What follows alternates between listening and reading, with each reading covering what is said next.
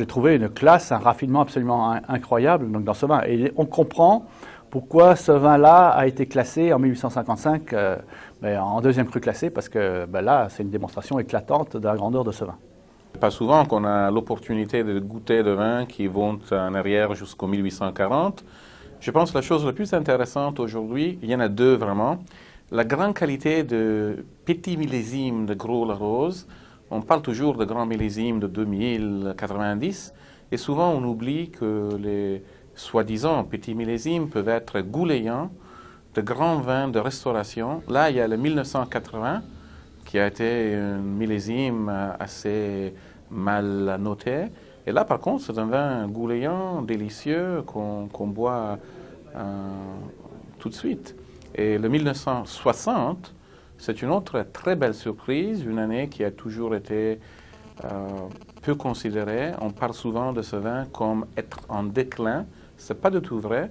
C'est un vin merveilleux.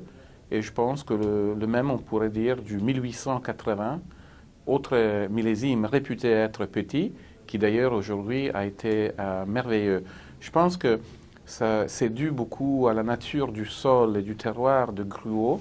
Gruaud-Larose a cette grande chance d'avoir un plateau de graves très homogène. En plus, toutes les parcelles sont autour du château. Et cette qualité drainante, je pense, garantit que dans les années de pluie, comme pour exemple en 1980, on réussit à avoir de très belles réussites. Et je pense que c'est très facile, et je sais bien que ce n'est pas facile du tout, faire un grand vin dans le 2000, dans un millésime comme 2000. Mais la vraie qualité d'un domaine, on la mesure dans des années comme le 1980, où il est objectivement difficile de faire un grand vin. Et là, le vin est vraiment très très bon. C'est qu'on avait du début jusqu'à la fin des vins d'une précision aromatique hallucinante, propre, franc, donc absolument incroyable, alors qu'on dit toujours que l'œnologie moderne a apporté la propreté. Donc, si.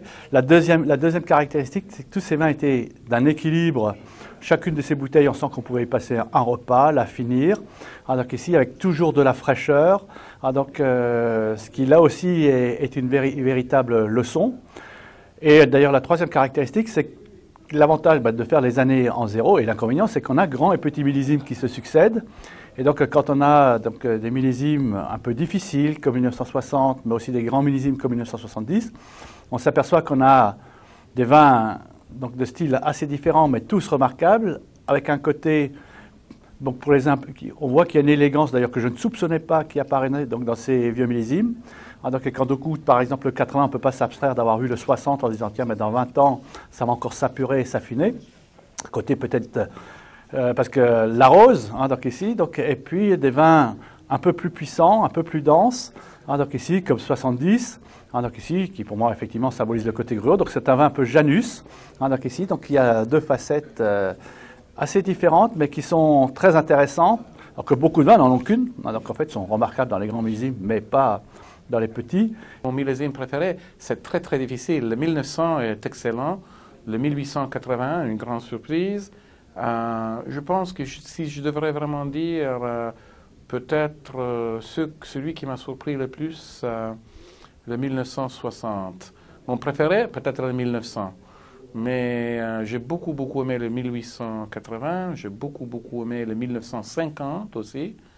Et c'est difficile, c'est un peu comment faire, si vous me posiez la question, tu préfères un grand chef-d'œuvre de Miro, de Monet ou de Tintoretto? C'est trop difficile. Ils sont tous trois très très beaux.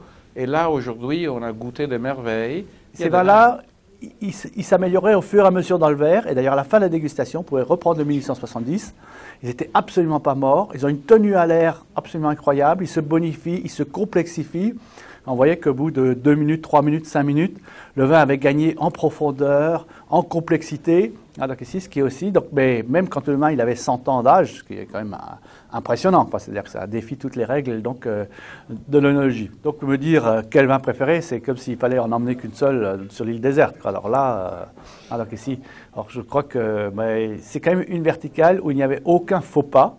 Donc ici, ce qui est encore une autre leçon. Et donc à la limite, on pourrait prendre n'importe lequel et passer donc ici un très bon moment, ce qui est peut-être le plus bel hommage à Gruaud-Larose.